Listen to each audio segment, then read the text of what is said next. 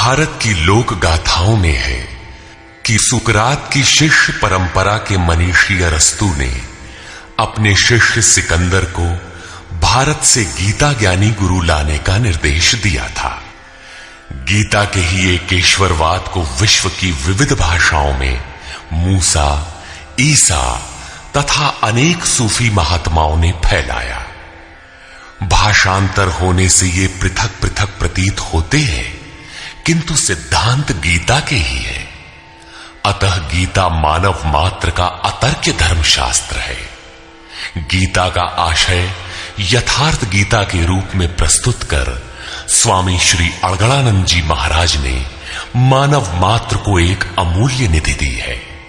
गीता के दसियों हजार अनुवादों के बीच दैदीप्यमान इस व्याख्या के आलोक में आप सब परम श्रेय के साधक बने।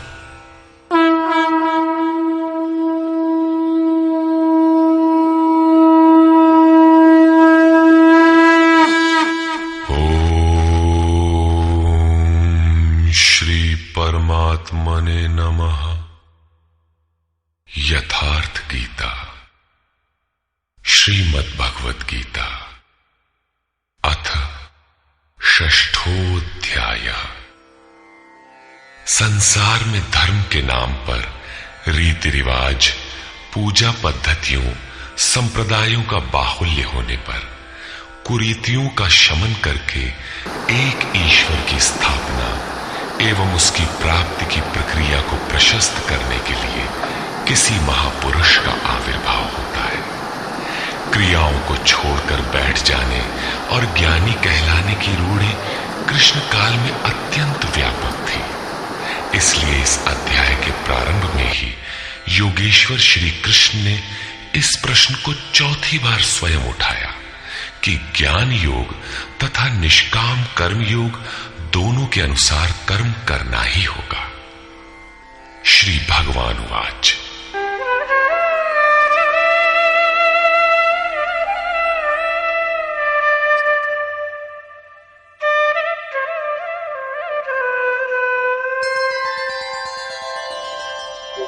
अनाश्रितः कर्मफलम् कार्यं कर्म करोति यः स सन्न्यासी च योगी च न निरग्निर्न चाक्रियः।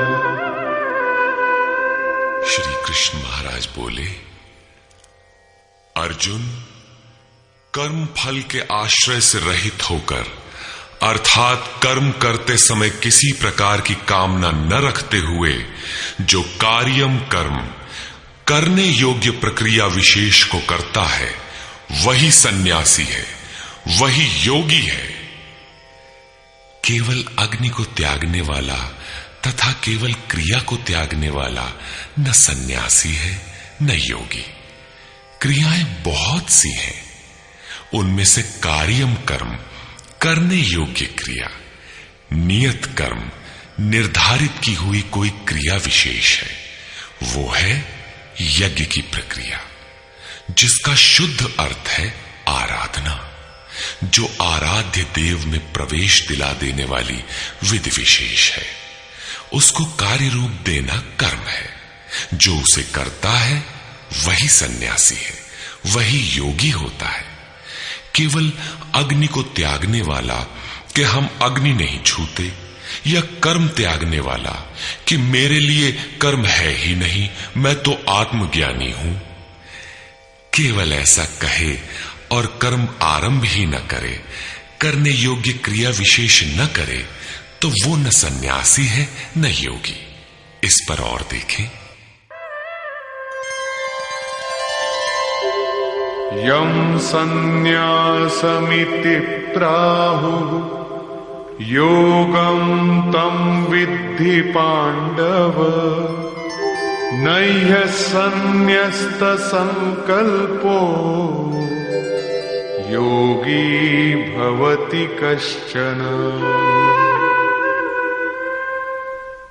अर्जुन, जिसे सन्यास ऐसा कहते हैं उसी को तू योग जान, क्योंकि संकल्पों का त्याग किए बिना कोई भी पुरुष योगी नहीं होता। अर्थात कामनाओं का त्याग दोनों ही मार्गियों के लिए आवश्यक है। तब तो सरल है कि कह दे कि हम संकल्प नहीं करते और हो गए योगी सन्यासी। श्री कृष्ण कहते हैं ऐसा कदापि नहीं है। आरुरुक्षोर्मुनेर्योगम् कर्म कारणमुच्यते योगारूढ़स्य तस्यैव शमः कारणमुच्यते। योग पर आरूढ़ होने की इच्छा वाले मननशील पुरुष के लिए योग की प्राप्ति में कर्म करना ही कारण है, और योग का अनुष्ठान करते करते जब वो परिणाम देने की अवस्था में आ जाए, उस योगारूढ़ता में शमः कारणम उच्यते, संपूर्ण संकल्पों का अभाव कारण है। इससे पहले संकल्प पिंड नहीं छोड़ते। और यदा हीनेन्द्रियार्थेषु न कर्मस्वनुषज्यते सर्वसंकल्पसन्न्यासी योगारूढ़स्तदोच्यते। जिस काल में पुरुष न तो इंद्रियों के भोगों में आसक्त होता है और न कर्मों में ही आसक्त है, योग की परिपक्वावस्था में पहुंच जाने पर आगे कर्म करके ढूंढने किसे। अतः नियत कर्म आराधना की आवश्यकता नहीं रह जाती, इसलिए वो कर्मों में भी आसक्त नहीं है। उस काल में सर्व संकल्प सन्यासी, सर्व संकल्पों का अभाव है, वही सन्यास है, वही योगारूढ़ता है। रास्ते में सन्यास नाम की कोई वस्तु नहीं है। इस योगारूढ़ता से लाभ क्या है? उद्धरेदात्मनात्मानम् नात्मानमवसादयेत् आत्मैव ह्यात्मनो बन्धु आत्मैव रिपुरात्मनः। अर्जुन, मनुष्य को चाहिए कि अपने द्वारा अपना उद्धार करे, अपने आत्मा को अधोगति में न पहुंचावे, क्योंकि वो जीवात्मा स्वयं ही अपना मित्र है और यही अपना शत्रु भी है।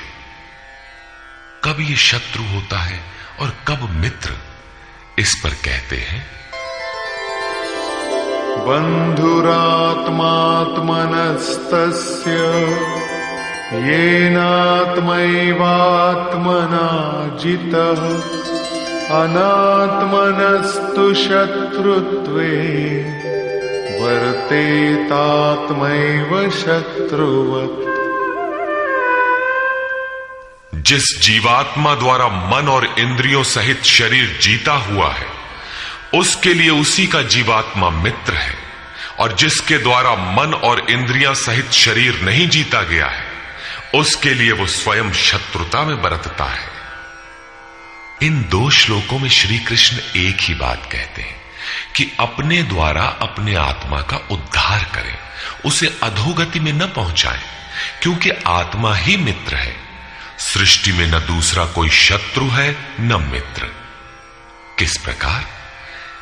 जिसके द्वारा मन सहित इंद्रियां जीती हुई हैं, उसके लिए उसी का आत्मा मित्र बनकर मित्रता में बरतता है, परम कल्याण करने वाला होता है। और जिसके द्वारा मन सहित इंद्रियां नहीं जीती गई हैं, उसके लिए उसी का आत्मा शत्रु बनकर शत्रु में बरतता है, नीच योनियों और यातनाओं की ओर ले जाता है। प्रायः लोग कहते हैं मैं तो आत्मा हूं। गीता में लिखा है, न इसे शस्त्र काट सकता है, न अग्नि जला सकता है, न वायु सुखा सकता है। ये नित्य है, अमृत स्वरूप है, न बदलने वाला है, शाश्वत है, और वो आत्मा मुझ में है ही। वे गीता की इन पंक्तियों पर ध्यान नहीं देते कि आत्मा अधोगति में भी जाता है, आत्मा का उद्धार भी होता है, जिसके लिए कार्यम कर्म करने योग्य प्रक्रिया बताई गई है। अब अनुकूल आत्मा के लक्षण देखें।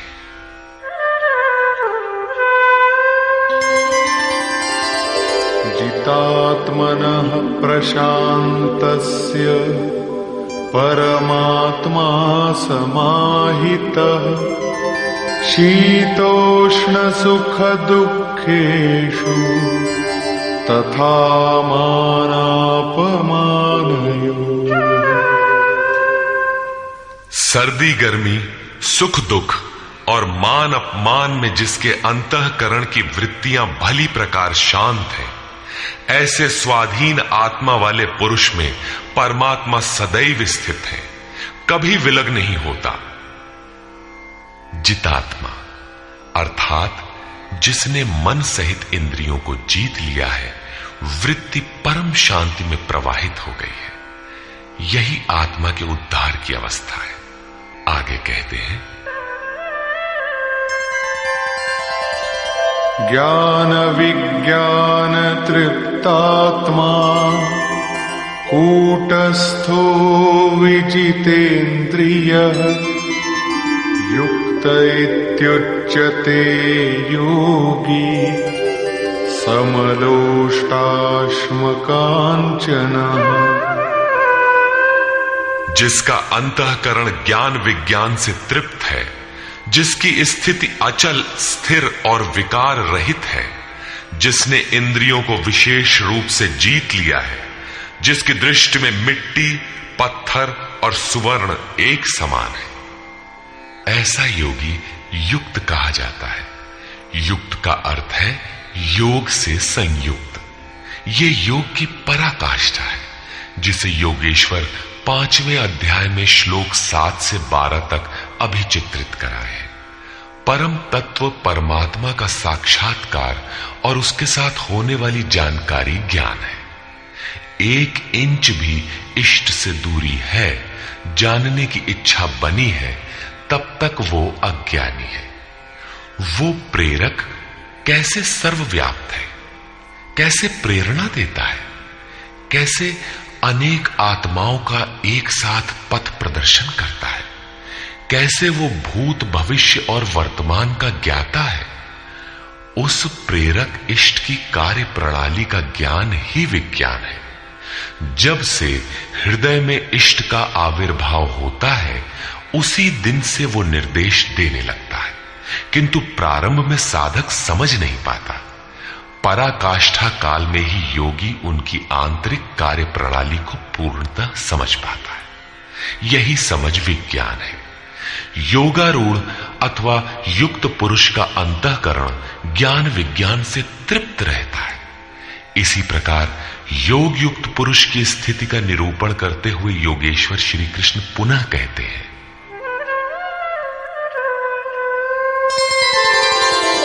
सुहृन्मित्रार्युदासीन मध्यस्थद्वेष्य बन्धुषु साधुष्वपि च पापेषु समबुद्धिर्विशिष्यते।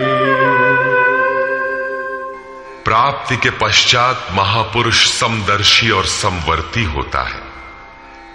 जैसे पिछले श्लोक में उन्होंने बताया कि जो पूर्ण ज्ञाता या पंडित है, वो विद्या विनय संपन्न ब्राह्मण में, चांडाल में, गाय कुत्ता हाथी में समान दृष्टि वाला होता है।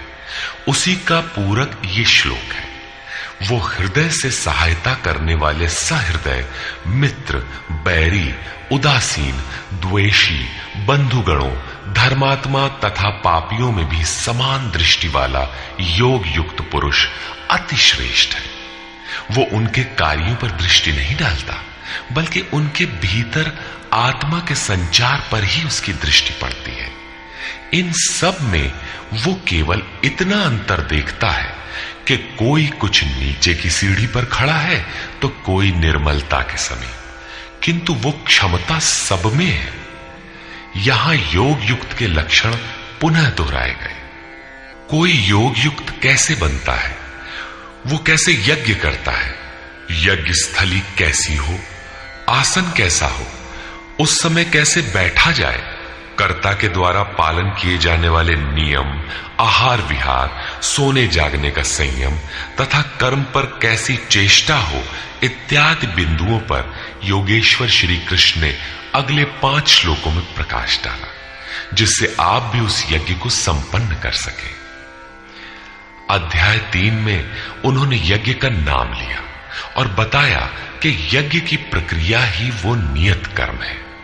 अध्याय 4 में उन्होंने यज्ञ का स्वरूप विस्तार से बताया, जिसमें प्राण का अपान में हवन, अपान का प्राण में हवन, प्राण अपान की गति रोककर मन का निरोध इत्यादि किया जाता है। सब मिलाकर यज्ञ का शुद्ध अर्थ है आराधना तथा उस आराध्य देव तक की दूरी तय कराने वाली प्रक्रिया, जिस पर 5वें अध्याय में भी कहा। किंतु उसके लिए आसन, भूमि, करने की विधि इत्यादि का चित्रण शेष था। उसी पर योगेश्वर श्री कृष्ण यहां प्रकाश डालते हैं। योगी युञ्जीत सततम् आत्मानं रहसि स्थितः एकाकीयत चित्तात्मा निराशीर परिग्रह। चित्त को जीतने में लगा हुआ योगी मन, इंद्रियों और शरीर को वश में रखकर वासना और संग्रह रहित होकर एकांत स्थान में अकेले ही चित्त को आत्मोपलब्धि कराने वाली योग क्रिया में लगावे। उसके लिए स्थान कैसा हो, आसन कैसा रहे? शुचौ देशे प्रतिष्ठाप्य स्थिरमासनमात्मनः नात्युच्छ्रितं नातिनीचं चैलाजिनकुशोत्तरम्। शुद्ध भूमि में कुश, मृगछाल, वस्त्र अथवा इससे उत्तरोत्तर रेशमी ऊनी तख्त कुछ भी बिछाकर अपने आसन को न अति ऊंचा न नीचा स्थिर स्थापित करे। शुद्ध भूमि का तात्पर्य उसके झाड़ने, बुहारने, सफाई करने से। जमीन पर कुछ बिछा लेना चाहिए, चाहे मृगछाल हो या चटाई अथवा कोई भी वस्त्र, तख्त जो भी उपलब्ध हो, कोई एक वस्तु बिछा लेना चाहिए। आसन हिलने डुलने वाला ना हो, न जमीन से बहुत ऊंचा हो और न एकदम नीचा। पूज्य महाराज जी लगभग 5 इंच ऊंचे आसन पर बैठते थे। एक बार भाविकों ने लगभग 1 फीट ऊंचा संगमरमर का एक तख्त मंगा दिया। महाराज जी एक दिन तो बैठे, फिर बोले, नहीं हो, बहुत ऊंचा हो गया, ऊंचे नहीं बैठे के चाही साधु के, अभिमान हो ही जावा करत है, नीचे हूं न बैठे के चाही, हीनता आवत है, अपने से घृणा आवत है। बस उसको उठवाया और जंगल में एक बगीचा था, वहां रखवा दिया। वहां न कभी महाराज जाते थे और न अब ही कोई जाता है। ये था उन महापुरुष का क्रियात्मक शिक्षण। इसी प्रकार साधक के लिए भी बहुत ऊंचा आसन नहीं होना चाहिए, नहीं तो भजन पूर्ति बाद में होगी, अहंकार पहले चढ़ बैठेगा। इसके पश्चात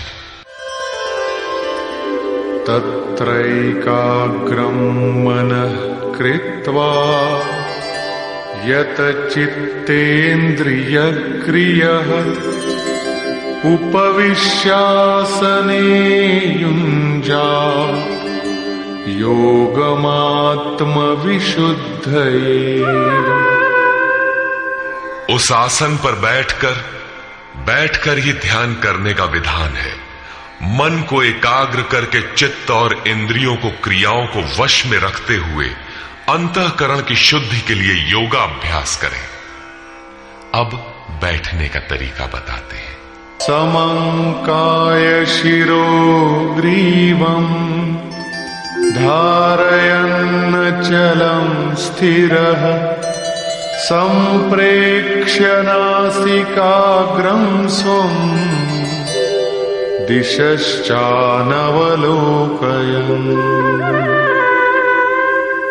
शरीर, गर्दन और सिर को सीधा, अचल, स्थिर करके जैसे कोई पटरी खड़ी कर दी गई हो, इस प्रकार सीधा दृढ़ होकर बैठ जाए और अपनी नासिका के अग्रभाग को देखकर नासिका की नोक देखते रहने का निर्देश नहीं है, बल्कि सीधे बैठने पर नाक के सामने जहां दृष्टि पड़ती है वहां दृष्टि रहे, दाहिने बाएं देखते रहने की चंचलता न रहे, अन्य दिशाओं को न देखता हुआ स्थिर होकर बैठे और प्रशांतात्मा विगतभीः ब्रह्मचारि व्रते स्थितः मनः संयम्य मच्चित्तो युक्त आसीत मत्परः।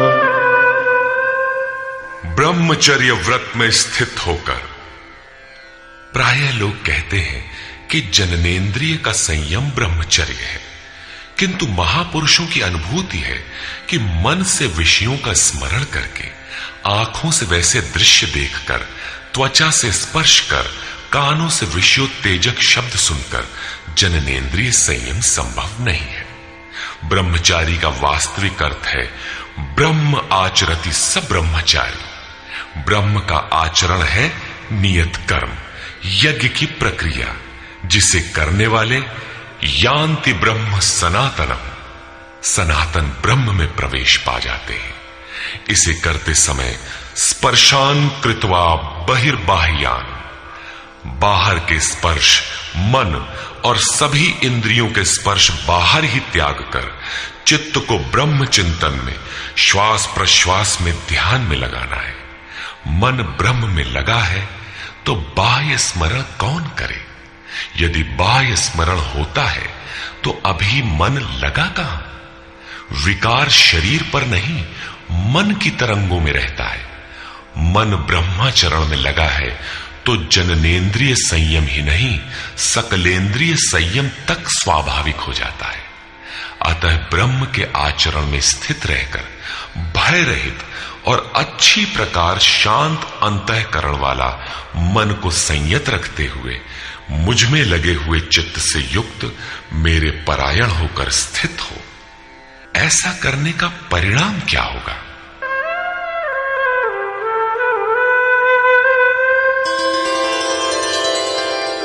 युञ्जन्नेवं सदात्मानं योगी नियतमानसः शान्तिं निर्वाण परमा मत्संस्थामधिगच्छति। इस प्रकार अपने आप को निरंतर उसी चिंतन में लगाता हुआ संयत मन वाला योगी मेरे में स्थिति रूपी पराकाष्ठा वाली शांति को प्राप्त होता है। इसलिए अपने को निरंतर कर्म में लगाए। यहां ये प्रश्न पूर्ण प्राय है। अगले 2 श्लोकों में वे बताते हैं कि परमानंद वाली शांति के लिए शारीरिक संयम, युक्ताहार, विहार भी आवश्यक है। नात्यश्नतस्तु योगोऽस्ति न चैकान्तमनश्नतः न चाति स्वप्नशीलस्य जाग्रतो नैव चार्जुन। अर्जुन, ये योग न तो बहुत खाने वाले का सिद्ध होता है और न बिल्कुल न खाने वाले का सिद्ध होता है, न अत्यंत सोने वाले का और न अत्यंत जागने वाले का ही सिद्ध होता है। तब किसका सिद्ध होता है? युक्ताहार विहारस्य युक्तचेष्टस्य कर्मसु युक्तस्वप्नावबोधस्य योगो भवति दुःखः। दुखों का नाश करने वाला ये योग उचित आहार विहार, कर्मों में उपयुक्त चेष्टा और संतुलित शयन जागरण करने वाले का ही पूर्ण होता है। अधिक भोजन करने से आलस्य, निद्रा और प्रमाद घेरेंगे, तब साधना नहीं होगी। भोजन छोड़ देने से इंद्रियां क्षीण हो जाएंगी, अचल स्थिर बैठने की क्षमता नहीं रहेगी। पूज्य महाराज जी कहते थे कि खुराक से 1.5-2 रोटी कम खाना चाहिए। विहार अर्थात साधन के अनुकूल विचरण, कुछ परिश्रम भी करते रहना चाहिए। कोई कार्य ढूंढ लेना चाहिए, अन्यथा रक्त संचार शिथिल पड़ जाएगा, रोग घेर लेंगे। सोना और जागना आयु, आहार और अभ्यास से घटता बढ़ता है। महाराज जी कहा करते थे, योगी को 4 घंटे सोना चाहिए और अनवरत चिंतन में लगे रहना चाहिए। हठ करके न सोने वाले शीघ्र पागल हो जाते हैं। कर्मों में उपयुक्त चेष्टा भी हो, अर्थात नियत कर्म आराधना के अनुरूप निरंतर प्रयत्नशील हो। बाह्य विषयों का स्मरण न कर सदैव उसी में लगे रहने वाले का ही योग सिद्ध होता है। साथ ही यदा विनियतं चित्तम् आत्मन्येवावतिष्ठते निःस्पृहः सर्वकामेभ्यो युक्त इत्युच्यते तदा। इस प्रकार योग के अभ्यास से विशेष रूप से वश में किया हुआ चित्त जिस काल में परमात्मा में भली प्रकार स्थित हो जाता है, विलीन सा हो जाता है, उस काल में संपूर्ण कामनाओं से रहित हुआ पुरुष योग युक्त कहा जाता है। अब विशेष जीते हुए चित्त के लक्षण क्या है?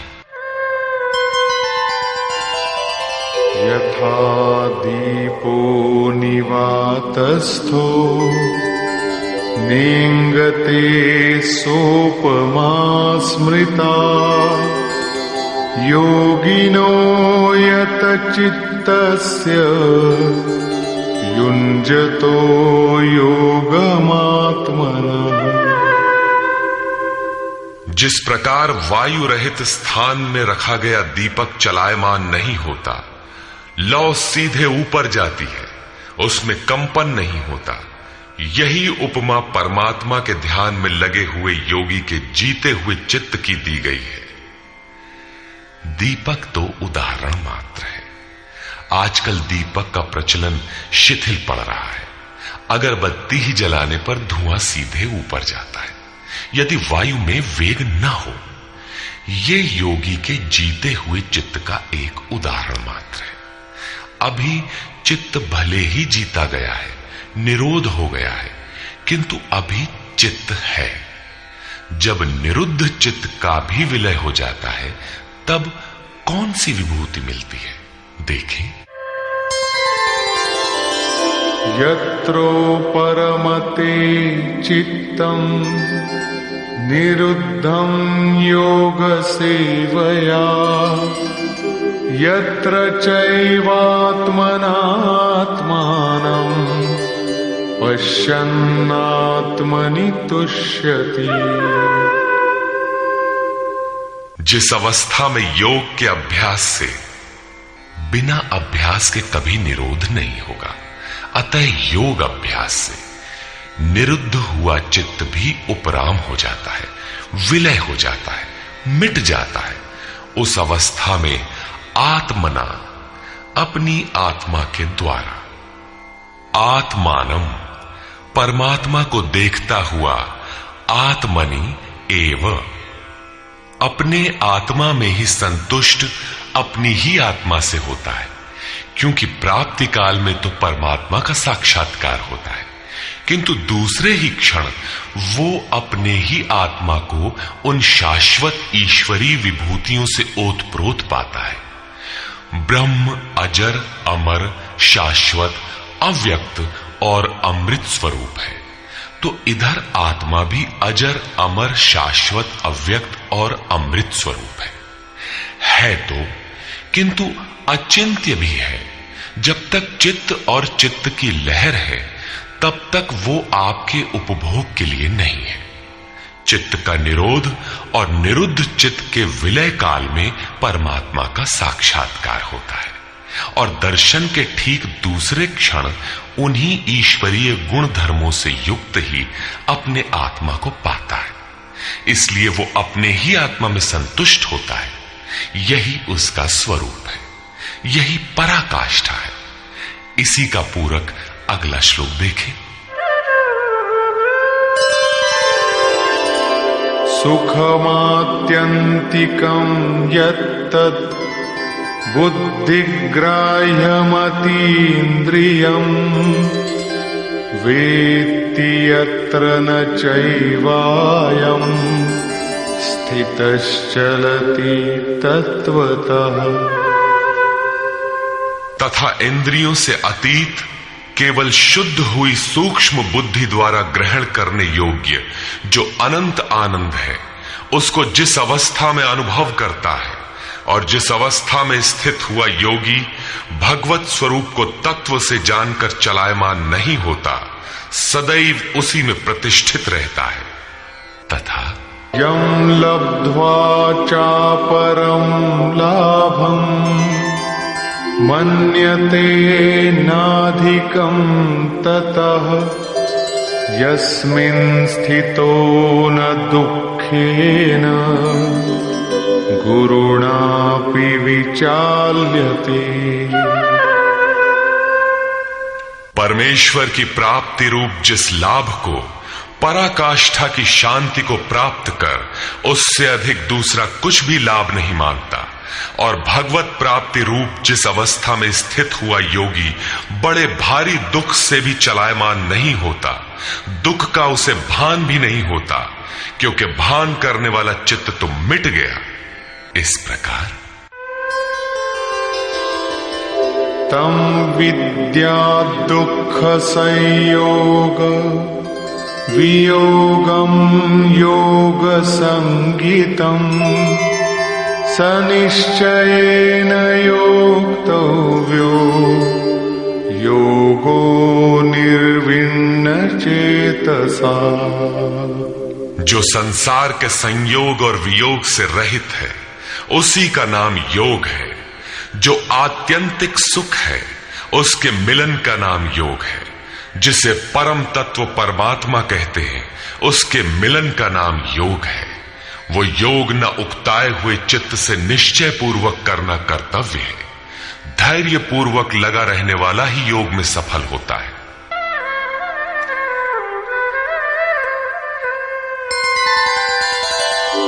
संकल्प प्रभवान् कामान् त्यक्त्वा सर्वान् शेषतः मनसैवेन्द्रियग्रामम् विनियम्य समन्ततः।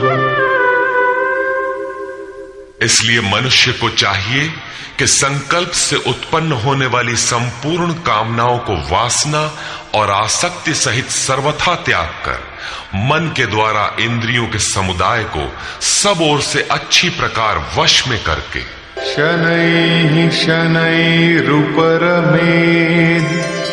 बुद्ध्या धृतिगृहीतया आत्मसंस्थं मनः कृत्वा न किंचिदपि चिंतयेत्। क्रम क्रम से अभ्यास करता हुआ उपरामता को प्राप्त हो जाए, चित्त का निरोध और क्रमशः विलय हो जाए, तदनंतर वो धैर्य युक्त बुद्धि द्वारा मन को परमात्मा में स्थित करके अन्य कुछ भी चिंतन न करे। निरंतर लगकर पाने का विधान है, किंतु आरंभ में मन लगता नहीं। इस पर योगेश्वर कहते हैं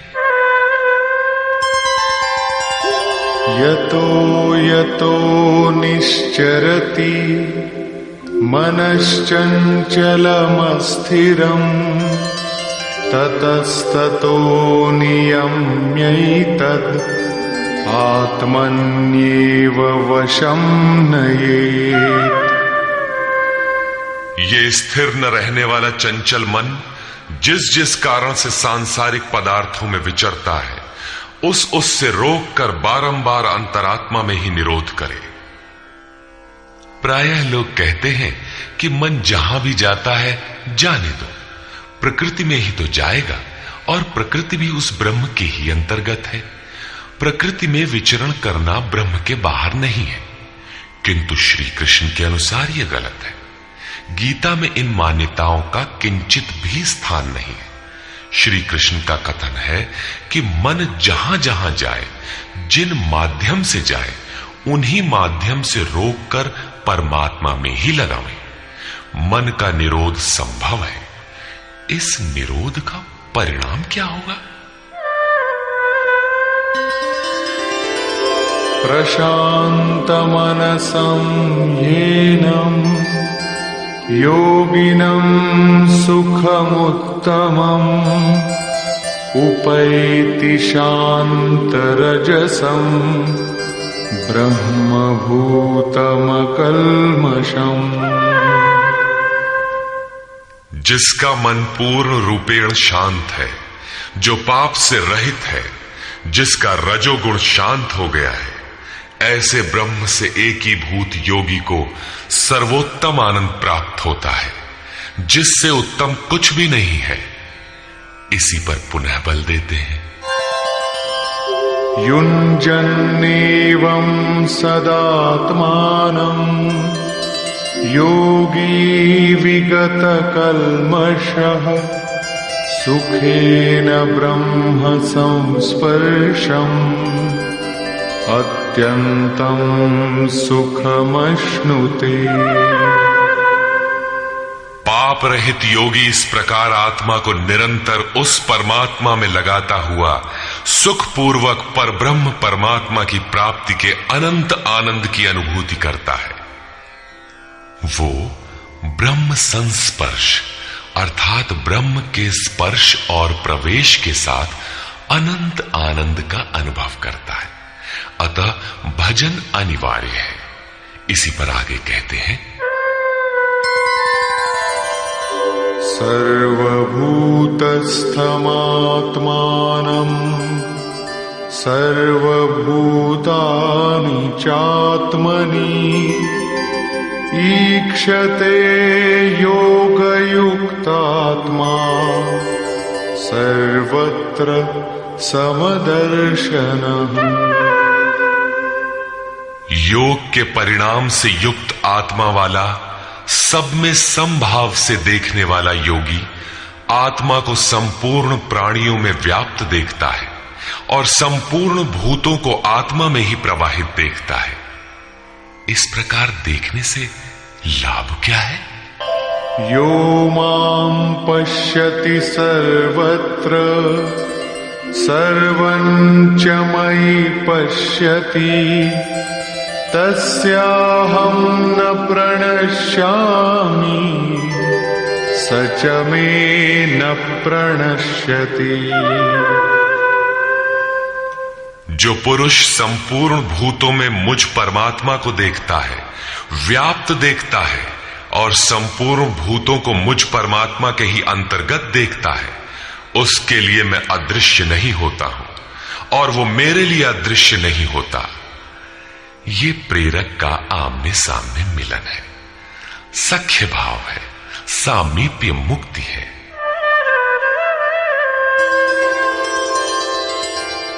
सर्वभूतस्थितं यो मां भजत्येकत्वमास्थितः सर्वथा वर्तमानोऽपि स योगी मयि वर्तते।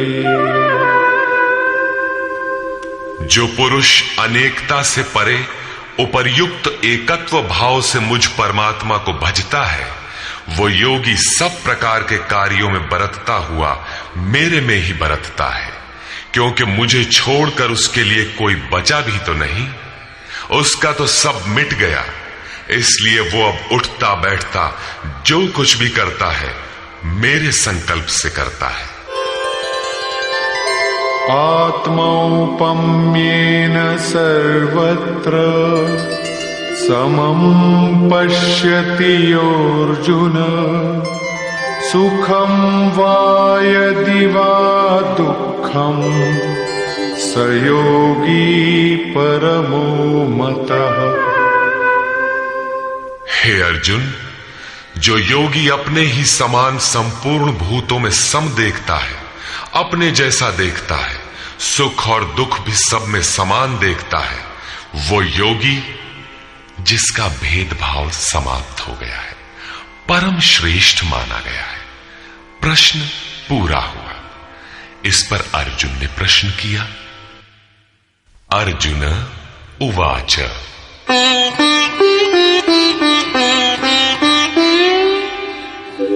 योऽयं योगस्त्वया प्रोक्तः साम्येन मधुसूदन एतस्याहं न पश्यामि चञ्चलत्वात् स्थितिं स्थिराम्।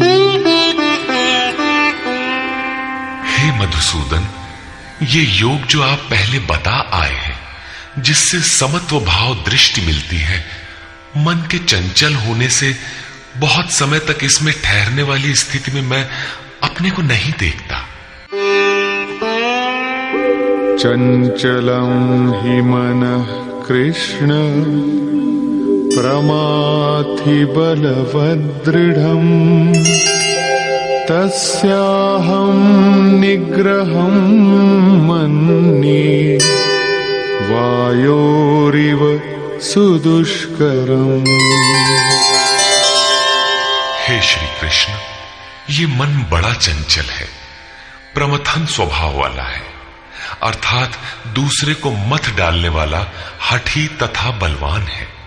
इसलिए इसे वश में करना मैं वायु की भांति अति दुष्कर मानता हूं। तूफानी हवा और इसको रोकना बराबर है।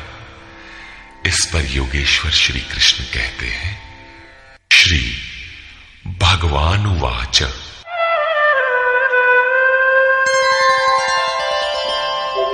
असंशयं महाबाहो मनो दुर्निग्रहं चलम् अभ्यासेन तु कौन्तेय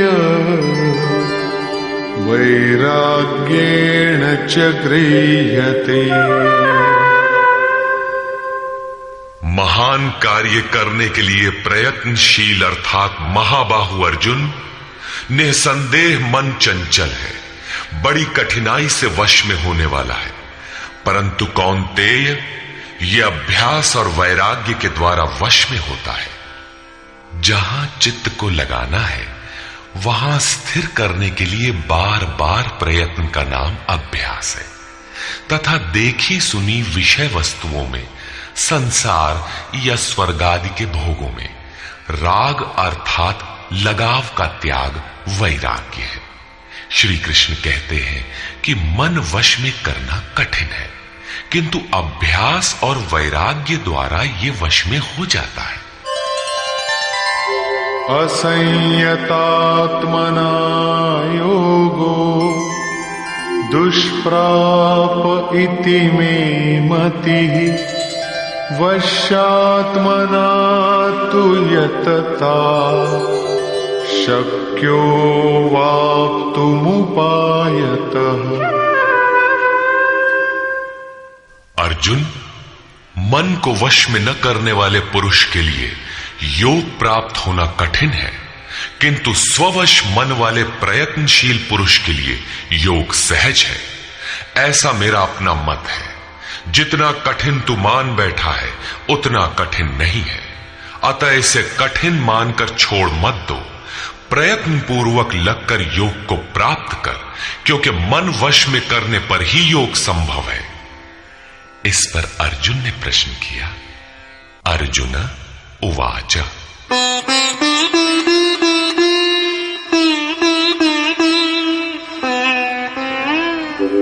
अयति श्रद्धयोपेतो योगाच्चलितमानसः अप्राप्य योगसंसिद्धिम् कां गतिं कृष्ण गच्छति। योग करते करते यदि किसी का मन चलायमान हो जाए, यद्यपि अभी योग में उसको श्रद्धा है ही, तो ऐसा पुरुष भगवत सिद्धि को प्राप्त न होकर किस गति को पाता है? कच्चिन्नो भय विभ्रष्टः छिन्नाभ्रमिव नश्यति अप्रतिष्ठो महाबाहो विमूढ़ो ब्रह्मणः पथि। महाबाहु श्री कृष्ण भगवत प्राप्ति के मार्ग से विचलित हुआ वो मोहित पुरुष छिन्न भिन्न बादल की भांति दोनों ओर से नष्ट भ्रष्ट तो नहीं होता। छोटी सी बदली आकाश में छाए तो वो न बरस पाती है, न लौटकर मेघों से ही मिल पाती है, बल्कि हवा के झोंकों से देखते देखते नष्ट प्राय हो जाती है। उसी प्रकार शिथिल प्रयत्न वाला, कुछ काल तक साधन करके स्थगित करने वाला नष्ट तो नहीं हो जाता। वो न आप में प्रवेश कर सका और न भोग ही भोग पाया। उसकी कौन सी गति होती है?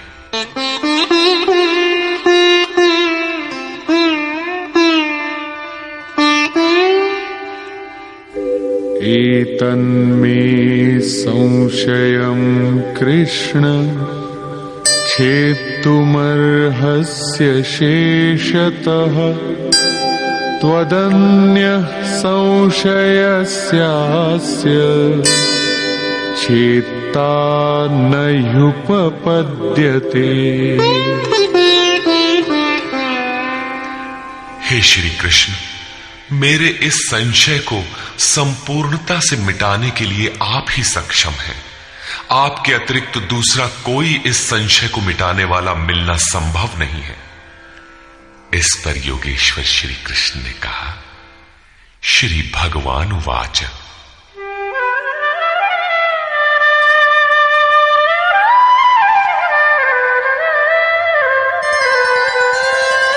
पार्थ नैवेह नामुत्र विनाशस्तस्य विद्यते न हि कल्याणकृत् कश्चित् दुर्गतिं तात गच्छति।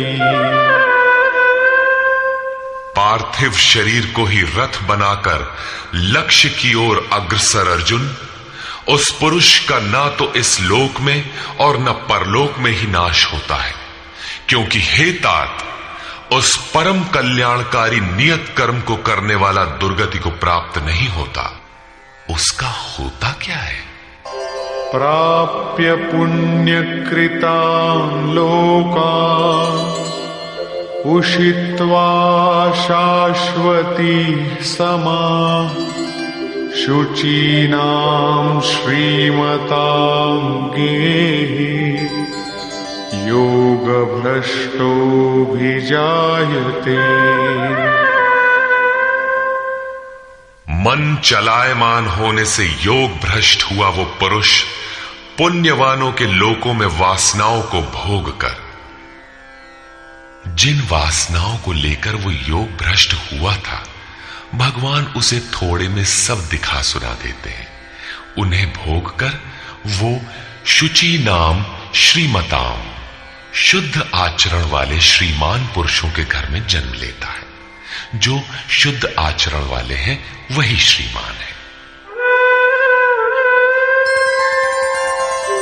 अथवा योगिनामेव कुले भवति धीमताम् एतद्धि दुर्लभतरम् लोके जन्म यदीदृशम्।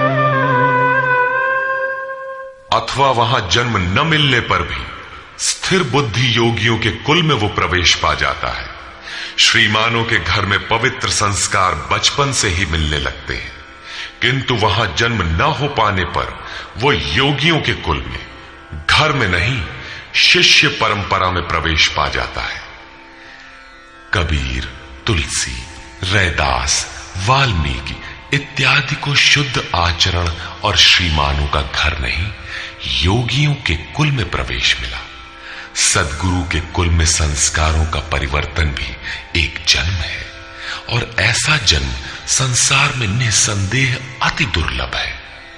योगियों के यहां जन्म का अर्थ उनके शरीर से पुत्र रूप में उत्पन्न होना नहीं है।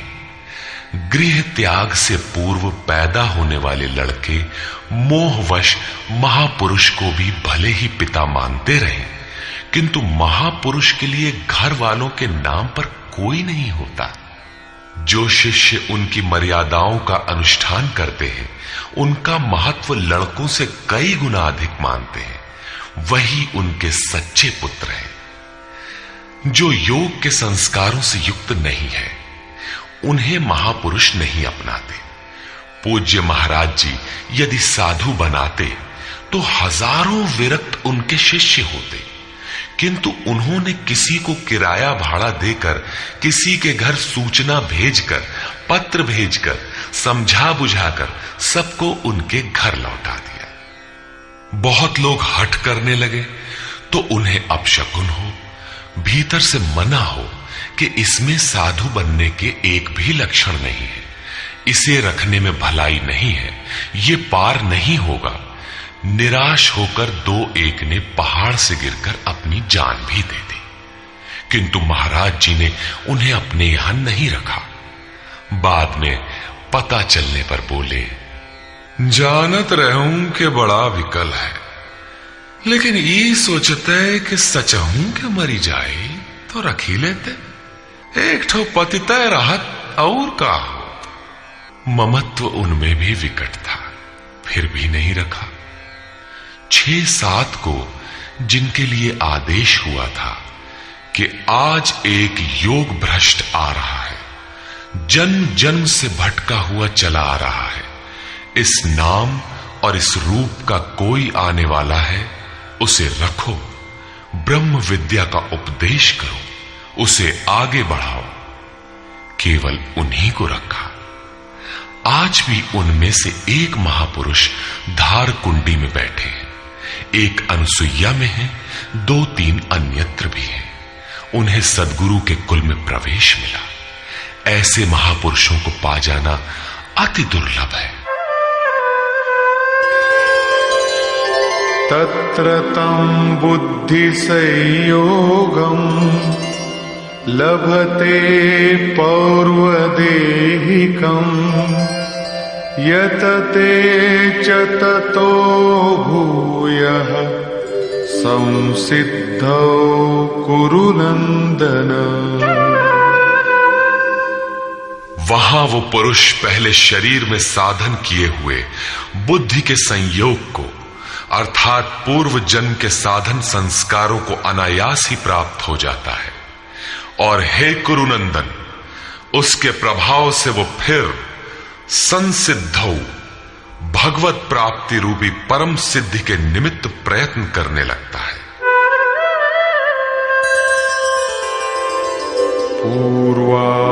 पूर्वाभ्यासेन तेनैव ह्रियते ह्यवशोऽपि सः जिज्ञासुरपि योगस्य शब्द ब्रह्माति वर्तते। श्रीमानों के घर विषयों के वश में रहने पर भी वो पूर्व जन्म के अभ्यास से भगवत पथ की ओर आकर्षित हो जाता है, और योग में शिथिल प्रयत्न वाला वो जिज्ञासु भी वाणी के विषय को पार करके निर्वाण पद को पा जाता है। उसकी प्राप्ति का यही तरीका है, कोई एक जन्म में पाता भी नहीं। प्रयत्नाद्यतमानस्तु योगी संशुद्ध किल्बिषः अनेक जन्म संसिद्धः ततो याति परां गतिम्। अनेक जन्मों से प्रयत्न करने वाला योगी परम सिद्धि को प्राप्त हो जाता है। प्रयत्न पूर्वक अभ्यास करने वाला योगी सभी पापों से अच्छी प्रकार शुद्ध होकर परम गति को प्राप्त हो जाता है। प्राप्ति का यही क्रम है। पहले शिथिल प्रयत्न से यह योग आरंभ होता है, मन चलायमान होने पर जन्म लेता है, सद्गुरु के कुल में प्रवेश पाता है और प्रत्येक जन्म में अभ्यास करते हुए वहीं पहुंच जाता है जिसका नाम परम गति, परम धाम है। योगेश्वर श्री कृष्ण ने कहा था कि इस योग में बीज का नाश नहीं होता। आप 2 कदम चल भर दें, उस साधन का कभी नाश नहीं होता। हर परिस्थिति में रहते हुए पुरुष ऐसा कर सकता है। कारण कि थोड़ा साधन तो परिस्थितियों में घिरने वाला व्यक्ति ही कर पाता है, क्योंकि उसके पास समय नहीं है। आप काले हों, गोरे हों अथवा कहीं के हों, गीता सबके लिए है, आपके लिए भी है, बशर्ते आप मनुष्य हो। उत्कट प्रयत्न वाला चाहे जो हो, किंतु शिथिल प्रयत्न वाला गृहस्थ ही होता है। गीता गृहस्थ, विरक्त, शिक्षित, अशिक्षित, सर्वसाधारण मनुष्य मात्र के लिए है, किसी साधु नामक विचित्र प्राणी के लिए ही नहीं। अंत में योगेश्वर श्री कृष्ण निर्णय देते हैं, तपस्विभ्योऽधिको योगी ज्ञानिभ्योऽपि मतोऽधिकः कर्मिभ्यश्चाधिको योगी तस्माद्योगी भवार्जुन। तपस्वियों से योगी श्रेष्ठ है, ज्ञानियों से भी श्रेष्ठ माना गया है, कर्मियों से भी योगी श्रेष्ठ है। इसलिए अर्जुन, तू योगी बन। तपस्वी अभी योग को ढालने में प्रयत्नशील है, कर्मी केवल कर्म जानकर करता भर है। ये गिर भी सकते हैं, क्योंकि न इन दोनों में समर्पण है और न अपना हानि लाभ देखने की क्षमता। किंतु ज्ञानी योग की परिस्थितियों को जानता है, अपनी शक्ति समझता है, उसकी जिम्मेदारी उसी पर है। और निष्काम कर्म योगी तो इष्ट के ऊपर अपने को फेंक चुका है, वो इष्ट संभालेगा। परम कल्याण के पथ पर ये दोनों ठीक चलते हैं, किंतु जिसका भार वो इष्ट संभालता है वो इन सब में श्रेष्ठ है, क्योंकि प्रभु ने उसे ग्रहण कर लिया है। उसका हानि लाभ वो प्रभु देखता है, इसलिए योगी श्रेष्ठ है। इसलिए अर्जुन, तू योगी बन, समर्पण के साथ योग का आचरण कर। योगी श्रेष्ठ है, किंतु उनसे भी वो योगी सर्वश्रेष्ठ है जो अंतरात्मा से लगता है। इसी पर कहते हैं, योगिनामपि सर्वेषां मद्गतेनान्तरात्मना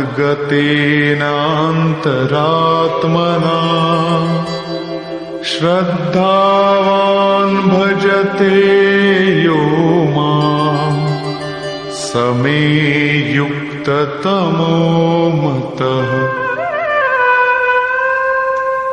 संपूर्ण निष्काम कर्म योगियों में भी जो श्रद्धा विभोर होकर अंतरात्मा से अंतर चिंतन से मुझे निरंतर भजता है, वो योगी मुझे परम श्रेष्ठ मान्य है। भजन दिखावे या प्रदर्शन की वस्तु नहीं है। इससे समाज भले ही अनुकूल हो, किंतु प्रभु प्रतिकूल हो जाते हैं। भजन अत्यंत गोपनीय है, वो अंतःकरण से होता है, उसका उतार चढ़ाव अंतःकरण के ऊपर है। निष्कर्ष, इस अध्याय के आरंभ में योगेश्वर श्री कृष्ण ने कहा कि फल के आश्रय से रहित होकर जो कार्यम कर्म अर्थात करने योग्य प्रक्रिया विशेष का आचरण करता है, वही सन्यासी है और उसी कर्म को करने वाला ही योगी है। केवल क्रियाओं अथवा अग्नि को त्यागने वाला योगी अथवा सन्यासी नहीं होता। संकल्पों का त्याग किए बिना कोई भी पुरुष सन्यासी अथवा योगी नहीं होता। हम संकल्प नहीं करते, ऐसा कह देने मात्र से संकल्प पिंड नहीं छोड़ते। योग में आरूढ़ होने की इच्छा वाले पुरुष को चाहिए कि कार्यम कर्म करे और करते करते योगारूढ़ हो जाने पर सर्व संकल्पों का अभाव होता है, इसके पूर्व नहीं।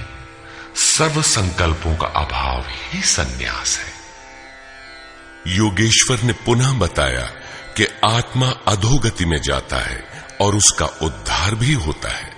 जिस पुरुष द्वारा मन सहित इंद्रियां जीत ली गई हैं, उसका आत्मा उसके लिए मित्र बनकर मित्रता में बरतता है तथा परम कल्याण करने वाला होता है। जिसके द्वारा ये नहीं जीती गई, उसके लिए उसी का आत्मा शत्रु बनकर शत्रुता में बरतता है, यातनाओं का कारण बनता है। अतः मनुष्य को चाहिए कि अपने आत्मा को अधोगति में न पहुंचावे, अपने द्वारा अपनी आत्मा का उद्धार करे। उन्होंने प्राप्ति वाले योगी की रहनी बताई। यज्ञ स्थली, बैठने का आसन तथा बैठने के तरीके पर उन्होंने कहा कि स्थान एकांत और स्वच्छ हो, वस्त्र मृग चर्म अथवा कुश की चटाई में से कोई एक आसन हो। कर्म के अनुरूप चेष्टा, युक्ताहार विहार, सोने जागने के संयम पर उन्होंने बल दिया।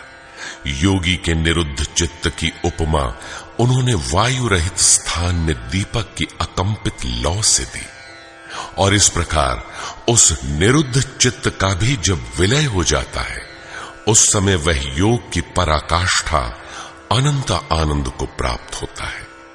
संसार के संयोग वियोग से रहित अनंत सुख का नाम योग है। योग का अर्थ है उससे मिलन। जो योगी इसमें प्रवेश पा जाता है, वह संपूर्ण भूतों में समदृष्टि वाला हो जाता है। जैसे अपनी आत्मा वैसे ही सबकी आत्मा को देखता है। वह परम पराकाष्ठा की शांति को प्राप्त होता है। अतः योग आवश्यक है। मन जहां जहां जाए वहां वहां से घसीटकर बारंबार इसका निरोध करना चाहिए। श्री कृष्ण ने स्वीकार किया कि मन बड़ी कठिनाई से वश में होने वाला है, लेकिन होता है। यह अभ्यास और वैराग्य द्वारा वश में हो जाता है। शिथिल प्रयत्न वाला व्यक्ति भी अनेक जन्म के अभ्यास से वहीं पहुंच जाता है जिसका नाम परम गति अथवा परम धाम है। तपस्वियों, ज्ञान मार्गियों तथा केवल कर्मियों से योगी श्रेष्ठ है। इसलिए अर्जुन, तू योगी बन। समर्पण के साथ अंतर मन से योग का आचरण कर। प्रस्तुत अध्याय में योगेश्वर श्री कृष्ण ने प्रमुख रूप से योग की प्राप्ति के लिए अभ्यास पर बल दिया है। अतः ओम तत्सदिति श्रीमद् भगवद गीता सूपनिषत्सु ब्रह्म विद्यायाम योग शास्त्रे श्री कृष्णार्जुन संवादे अभ्यास योगो नाम षष्ठोऽध्यायः। इस प्रकार स्वामी अड़गड़ानंद कृत श्रीमद् भगवद गीता के भाष्य यथार्थ गीता का छठा अध्याय पूर्ण होता है। हरि ओम तत्सत।